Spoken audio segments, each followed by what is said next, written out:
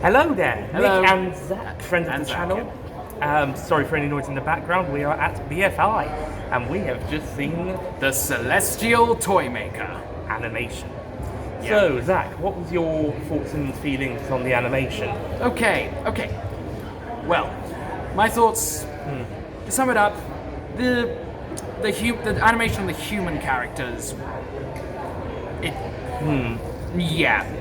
Not very. That was humanoid, a bit too, But everything else though, because the original story was mostly done with people in silly outfits. But this time around because of the animation, they were allowed to be a bit weirder. So we had actual rag dolls, playing card people, porcelain dolls, and that stupid bloody fat child. Yeah, that was the porcelain. I know. Just Cyril. in both versions.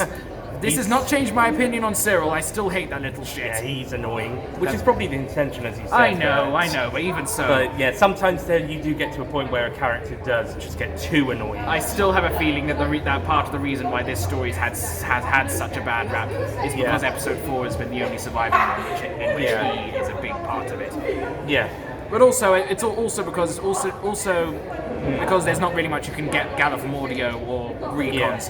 But because it's more visual, I think this helps the story quite a bit, and they weren't afraid to be weird, and I'm very happy about that. Yeah, as Zak said, the most of the best stuff was the backgrounds and the other props and stuff, and the non-humanoid characters. Well, maybe not so much the clowns, but when we meet the Queen and King of Hearts, and those characters, they're done very, very, very interestingly.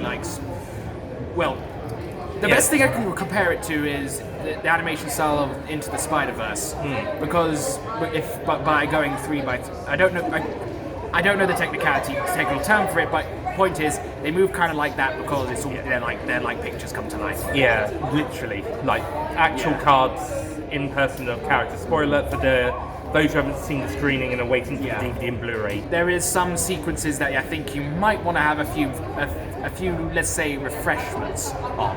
I don't want to spoil it, but there is a certain sequence that you'll understand when you've seen it. I'm not going to spoil it for you. Yeah, just to also note that, well, firstly, that stuff. Yeah. Secondly, the version of episode 1 we saw was not finished.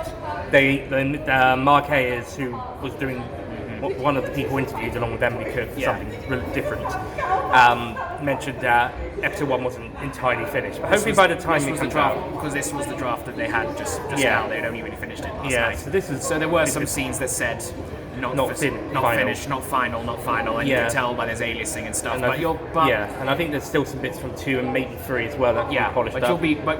They probably will. I mean, the version that we've seen now is probably going to be tweaked a bit. Yeah, because I think when especially that it comes up in a couple of months, I think. Yeah, it hasn't had a confirmed release date. I think I thought it might be April, maybe May. As of recording this, they've just revealed the artwork of the DVD. That was like a week or 2 ago. But we'll see. And who knows? Maybe they may have drastically overhauled some things by the time they release it. But as from what we saw so far, it's looking pretty good. Besides the humanoid characters like the Doctor, the companions, the Toymaker, especially the Doctor. I mean, he's not in the story that much because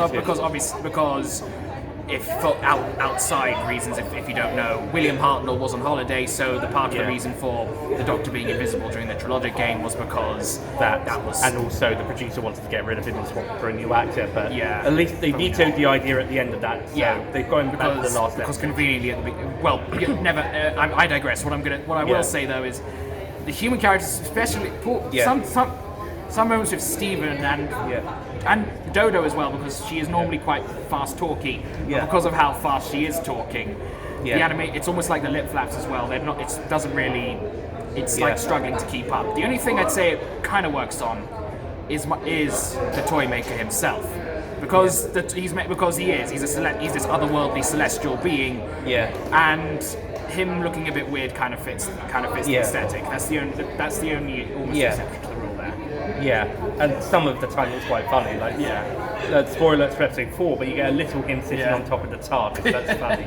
And him being really fucking huge in the beginning. It really ties in with the giggle as well. And of course, they probably would have seen it when they started working it, but I'm sure they had some influence from pre-broadcast and maybe an after broadcast. I mean, the giggle was recorded. The giggle was recorded like 2 years prior to it. So it was filmed in mid 2022. And considering how much of it leaked, chances are people on this production staff would have known about this stuff. Yeah, they must have even given them some reference. Yeah. So, and of course they would be working on it following the episode broadcast because they announced this about 2 days prior because as a little bit of tie-in because exactly. So like how they revealed that Web of Fear was found after season 7, which had the return of the Great Intelligence. Yeah, exactly. How much of a coincidence that was or not is we're not entirely certain. We'll never know. It was really good tie-in. Yeah. Of course, Enemy of the World ended up being ended up being the more popular story after that, surprise somehow. Yeah. But good reason. Of course, that is a really good story. With Pat's amazing performance both sides. Yeah, it's interesting that Web of Fear was really popular in years before, and then when the episodes are found, suddenly this underdog takes over and becomes the classic. This story that people probably didn't even look. I mean, I'm going on a tangent now, but I remember back then. Because I remember back then, before they found Enemy of the World, all I knew vaguely was Patrick Troughton playing another version of himself, and then Patrick Troughton playing a baddie. That's as much as I knew about him. And then when it came out, suddenly we realized how good it was. Yeah, and I think that's as Will has mentioned in other videos, like Macro Terror, for example. Yeah, it's really done a big. Getting people more involved with that. Macro Terror's had a bit of a resurgence similar to that a few years ago. Yeah. And I think a couple of other stories. Underwater Menaces animated episodes have paid the sins for its reconstructions. Paid for its reconstructions. Episode 4's recon still. The same can't be said for Web of Fears. That's the other way round. So, but like. Philip Morris, if you are watching this, get it back from that bloody collector. Will once in your life do something good. Anyway, but so many of these animations have now been a bit improved. Or stories have been seen in the better light. Like this one probably is going to get a bit more of a better rep. The hate taste from the animation aside, Evil's a bit more. I think it's a bit more popular. People certainly love the animation. Evil is probably my favourite of the animation so far. It's really good. I think Powers. Well, that was already popular, but that one's added popularity. The second, especially with the new version, which is a big improvement. Yeah, the 2020 one. Yes. Some of these have gone through a resurgence since then. For me personally, Fury from the Deep was like the big one. Like I didn't really care for that one before. Now I really like it. For me, it was kind of the opposite because you weren't a fan of the animation. No, I wasn't. I thought what I really liked about Fury from the Deep is how claustrophobic it was. But the animation made it way too open, and it kind of lost the menace of it. That's fair. It's still a good story. Don't get me wrong, but I think the animation kind of lessened it for me. Yeah, it was more for the story for me personally. Although I do get the claustrophobic, and I think even if they did keep that, I probably still would like it. Fair. Yeah, so I think I just kind of gelled in more because it was the animation. But anyway, that shows the different perspectives people have with each episode's animations. What do you think they'll animate next if they do another one? Okay, I reckon they probably will. Their chances are they're going to keep going until they got them all. So do you know? My prediction is it's either going to be Wheel in Space or the Space Pirates. Those are the ones I think they're going to go with. Yeah, I think you're right, especially if they want to get Pat Troughton collection box out not too long afterwards. Like, even though they work separately with each other, they will probably the collection are looking at the animation and saying, okay, when can we get our first Patrick Troughton box set? I did a video about this recently. That's pretty much what about predicting the future collection box sets for this year. And my main two are season 6 and 25, along with 1 and 5. Go watch that video on the main channel for more details. But 6 and to a lesser extent 5, because if they wanted to get that Troughton box set out, especially if before they wrap up 7 or 6 and 5. There is a chance that there is one that they may do because of it, because it has been because obviously there's been this difficult quality to it. Marco Polo, that's the other problem situation for season 1, which they will probably release with a season 1 box set if they can solve that whole bollocks out with Steph Kogan. Yeah.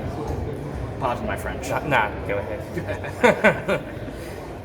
Yeah, so I have talked about season 1 because of that whole thing, and if there is a time limit, get the skates on. But if there isn't, then hopefully, or if they need to work something out, then of course. Yeah. Other than that, then other than Unearthed Joey, it's just Market Polo blocking the way. Pretty much. Those are the only two to. Depends on what happens with an earthly child. It really is only other Market Polo. Depends if the other problem.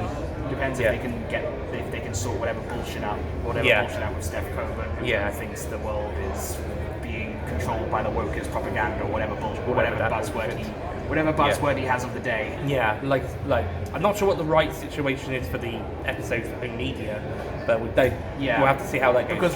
Because obviously it's not on iPlayer for this because of the situation. But the bits of An Adventure in Space and Time related to an Unearthly Child cut, and they've just removed it from BritBox 90VX because those rights have just expired. It's just the home media video, like video, DVD, Blu-ray rights that we're still waiting to see what's the problem. As of now, it's still the only way to get this now is the New Beginnings DVD. Yeah, or VHS if you got it, or if it's still on Daily Motion or something. It's all on Daily Motion. It's all there. That's if you want to check out any of the recons, that's where you want to find them. Yeah, but depending on what the situation with the home media rights are, like I discussed this in the other video, if they can get it out, get the skates on before there is some sort of cut-off date, or if there's no problem, do it in your own time.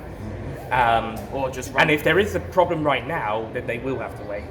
So that's the 3 possibilities, and then the Market Polo is the other thing halting that.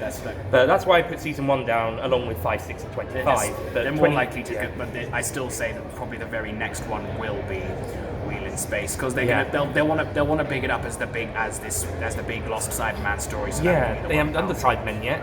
Well, besides Moonbase, but that was years ago. They did that in 2014. And the Invasion, but even then, that was 2006. That was the very first. That was the very first one. And even then, the only time we even saw the Cybermen in the animated bits of it was the end and a trailer. Yeah. Oh, and 10th Planet Path of Tomb's the only one that doesn't need they have. They've done. That's one they've already done. Okay, they did 10th Planet Part 4. I will rephrase my sentence. The teams post from 2016 onwards haven't done them yet. So basically, they've done the other 3 Cyberman stories they need it. Tomb doesn't need it. That's fine. Thank goodness, that's the best one. Thank goodness they found it all in Hong Kong. Yeah, back in the 90s. Yeah, so it's just Wheel in Space now, and they've only got 4 episodes. Moonbase looks fine. It doesn't need an update. Yeah, that's fine.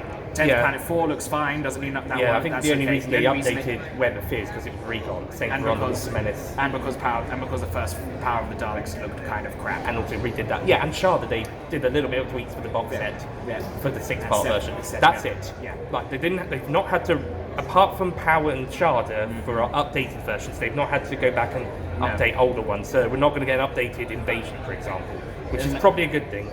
Apart from maybe Reign of Terror, which I half joke about. That is probably one that should get it. It's kind of that one has a bit of a reputation. Yeah, just have the other recon as an extra, just to do a new one. Yeah, I mean I half joke, but at the same time, if they did, that's the one that needs it the most. So, but other than maybe that and Rebel Fear Part 3 again. Because, ones like Highlanders will probably be put off to later, that would definitely be the last trial. Dalek's Master Plan will be the very last one they do. Yeah, including Mission to the Unknown. Indeed. Which will probably come out first, and then the rest of it. Because that's probably the best thing they'll do. That's probably the best thing they should do. Like split everything from Mission to the Unknown to Feast of Stephen, and then do the last 5. The last 5 as a second. So 8 and then 5. Yeah. Okay, fair enough. I would have said Mission 1 to 6, 7 to 12. Or maybe Mission with 1 to 6. They'll probably cross that bridge when they come to it because they've still got a while off until they get to they've got loads of Hartnell season 3s and Market Polo. Crusade as well if they wanted to do that, but they've talked about the difficulties with that one, so that's why Massacre and Mythmakers are going to be tricky ones. But actually Massacre might not be too bad. Massacre you have a bit more liberty because there are no screen caps, just those promo plates. The Smugglers wouldn't be too bad, and that will help get to that season 4 box set later. I did discuss that. You see that scanner, my boy? That is what we call the scanner. Yeah. Well, did I discuss it? I certainly said season 4 would be not the last one. Season 3 is coming back. I think season 4 will actually be third to last because they'll have something in between. It's first and second Doctor, so season 3 is one again. So I think it'll be season 7 between those two because that one's the next hardest to Just or the last Toymaker box set, whatever that one is. I think season 11's next for Kirby. Yeah, I still think season 25 will be the next release because only because we just had a Toymaker one. I mean, the other option is season 5 or 6 if they do something with Troughton. But as I mentioned in that video, but otherwise it's probably going to be 25 because we just had, as you said, Toymaker, or at least it's coming out soon. Later this month, and we just had Peter Davison. Before that was John Pertwee, and I still think he might get next Marches if they do, possibly, depending on if they stick to that schedule. Before that was William Hartnell, and then Colin before that. So chances are, if it's a season 25, it'll be season 25, and the next screening for that will probably be an updated remembrance of the Daleks. Goody! I love that. That's my favourite classic story. Indeed. Yeah, even if it's not, it'd still be great to come down and do my best to do an all-out McCoy. I mean, those two final McCoy seasons anyway are both fantastic. So whichever one they do, I'm very confident. Yeah, although maybe there won't be as big of a fanfare for Silver Nemesis, but there'll still be a fair turnout. It has a following. I like it. It's fine. Yeah, it's not my favourite, but it's fine. It will bring in numbers. Yeah, I agree. Or if they just do the happiness patrol and Twoniversals. Yeah, happiness will prevail. Well, in fairness, it might be a 4-parter because then they can split it up better. I'm not sure if they've done a 3-parter. Oh no, they did. Dragonfire. Yeah. Season 24. That was a choice. I mean, to be fair, season 24 doesn't have much of a choice. Then again, Paradise Towers is a bit of a following. It does. I know it does, and so Delta and the Bannerman is slow. It's slowly, very slow. Come on, Delta fans. Delta and the Bannerman has a cult following, even if it is very much. Come on, Benny Hill Chase and Butlins. That'd be fun. And that's basically what it was. Come on, Delta fans. Yeah, but final thoughts on Celeatial Toymaker story, animation, screening. Okay, story. It's a very visual story, and I've always really liked its concept. Yeah. Even if the pacing is a little bit mundane, at least in the original version, I do think this one has benefits from animation overall, despite the humanoid characters, and I'd give this one probably in about a 7 now. Oh, nice. I think I passed it at 9 before, and that was with the recon by Loose Cannon plus episode 4 still surviving. I think Cyril is bringing my score down by 3. Yeah, I think he brings it down by 1 for me, because and also what your comment about the pacing, it does take its time, even with this version, which is more visually pleasing. It was more egregious in the recons because there wasn't any, because unlike a lot of other stories, this one very much requires those visuals. Although Loose Cannon did animate some of the chair stuff, that was pretty cool. But they went above and beyond with their recons with the best they got, plus whatever they added. But as you say, the pacing was still a little bit slow, and even with this one, but the animation definitely helps and gives it more wide world, and it's another one where it can allow itself to kind of be a bit different while still sticking true, like the other Big Finish ones that they've done. But this one's probably the one that they're allowed to do the most different with, because it's so fantasy, as Mark A has said. But that's fine, because it works. And for the visual and animation style, besides most of the characters, especially mainly the humanoid ones and some of the other humanoid toy ones, it does work pretty well. And other choices are interesting, maybe a bit off-putting to begin with, but you get used to it. Yeah. Actually on second thoughts, this is pretty interesting. The card characters. Yeah. It's pretty interesting that they decided to go that route, and it kind of fits instead of a couple of guys in card costumes. Yeah. So, interesting. So, final thoughts is that this animation is surprisingly good. We knew we had to wait to see how it turned out, and I think it turned out mostly better than what we were expecting, other than what we did expect, which was the character designs weren't that great for the humanoid characters, Doctor Companions, Toymaker to a lesser extent. But other than that, it was pretty damn good. That just made me remember one thing. It kind of put it from my mind for a bit. Yeah. Why the hell was Dodo so stupid in this one? She was a bloody idiot. She was so annoying in this one. I can always forget how annoying Dodo is, especially here. It didn't help in that scene where she gets stuck to the chair. Steven's like, oh, come on, you can get out of it. Why don't you just pull her out then? I can't move. You're moving your lips. Yeah, why can't he just pull her out? Is he worried he's going to freeze as well? Or this proved not to be the case. Or being a bit too sympathetic toward... I could understand the others, because they were just a bit... But Cyril, being fooled by his tricks, all of them. Just... Idiots. Oh yeah, him tricking Dodo with the Grey's knee. Come on, we knew. Oh come on, you know. The other one. I mean, I guess you can make arguments for the other ones because they were all sentient when they weren't. They were all playing the game themselves, but Cyril was the only one that was actively being a dick. Yeah, he was actually trying to sabotage them more so. Other than the blindfold, the non-blindfold. But even then, it's more egregious. Yeah. So it's like actual. No, they were cheating. Sorry, this was literal sabotage. Yes. So, yeah, and then he tricks her, and it's like, oh my god. Look, Dodo. I understand you sympathise with the toys, but for God's sake, come on, just this once. Yeah. Come on. Yeah. Yeah. But that's how '60s writing was. Indeed. Yeah. So yeah. But other than all of those, it's still a pretty damn good story, pretty damn good animation. I agree.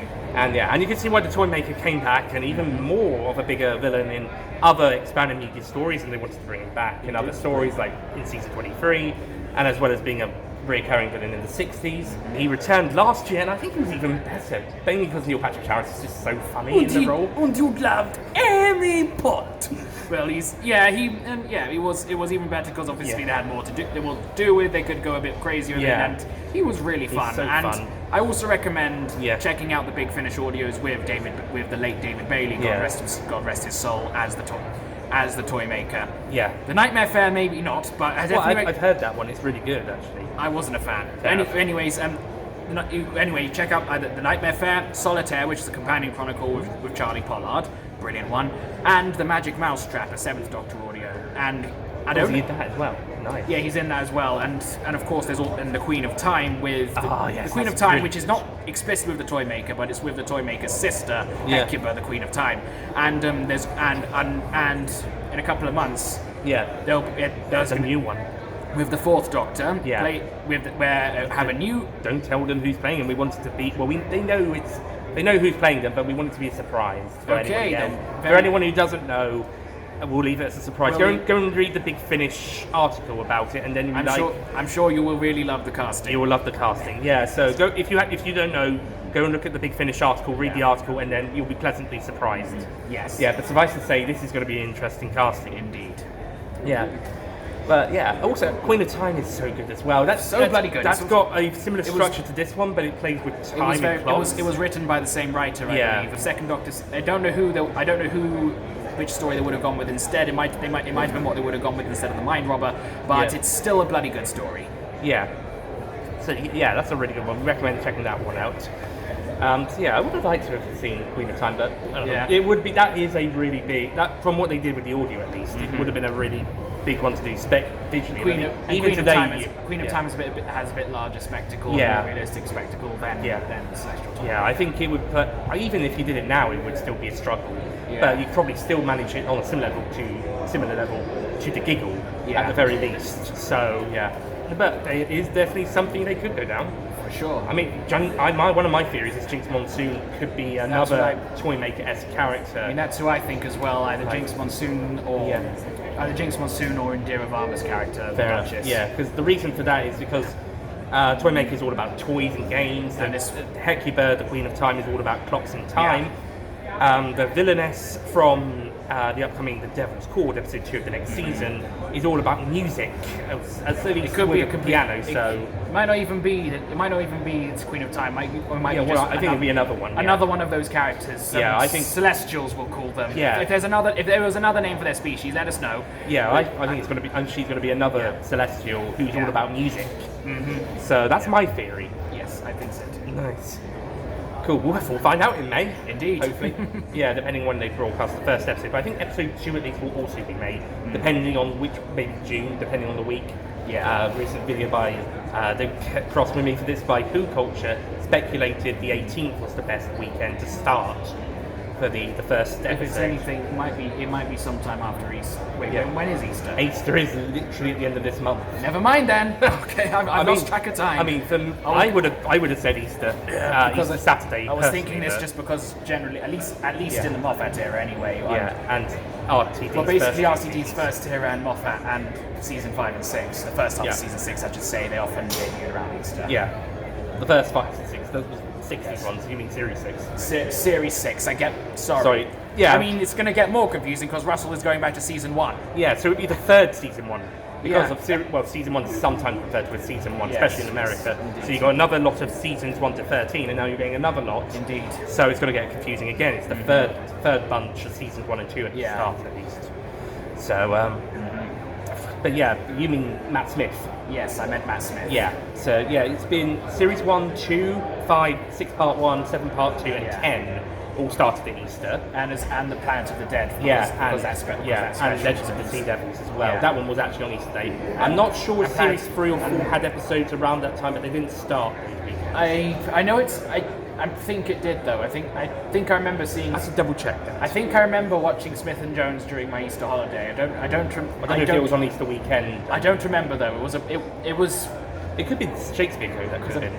Because I remember I was off school when Smith and Jones did come out, so it was around that time. Yeah, I'll go and check about when the Easter were 2007 and 8 and Series 4's broadcasting, but I've heard that apparently those are the only two prior to Series 7 that didn't start at Easter, and then 7 part 2 and 10 were the last ones.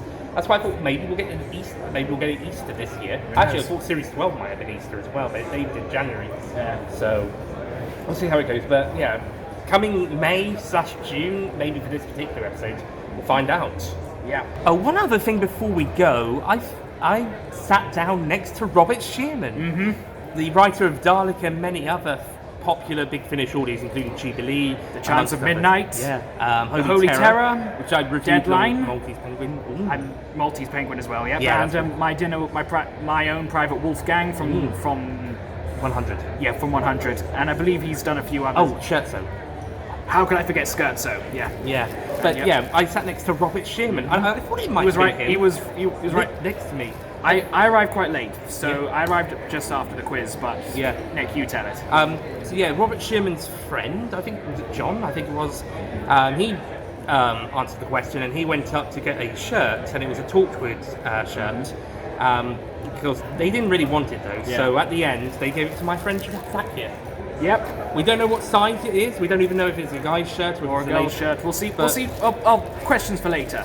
But thank you, Robert. Thank you, Robert Sherman, for this. Yeah. Thank you. Yeah, that's interesting. And I love The Chimes of Midnight. It's always my Christmas Eve tradition. That is a really great one. And Dalek is a fantastic episode from Series 1. Thank you so much for that. And Jubilee also really good. So yeah, wow. And I mean, I was thinking of asking him, but but it might not be him. Yeah, but that was cool. Nice. Yeah.